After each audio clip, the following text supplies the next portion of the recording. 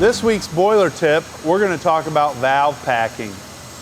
Here I've got a valve packing that's leaking.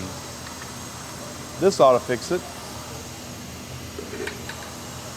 No, really. When we've got a valve packing leaking, the simplest thing to do is tighten the packing. You know, valves are designed to have the packing tightened, and sometimes many times in their life, because the packing in a valve stem loosens or deteriorates over time. And by tightening down the packing, we squeeze off the path that water's coming through and stop the leak. So when we tighten the packing, we don't just crank down and use up all the packing.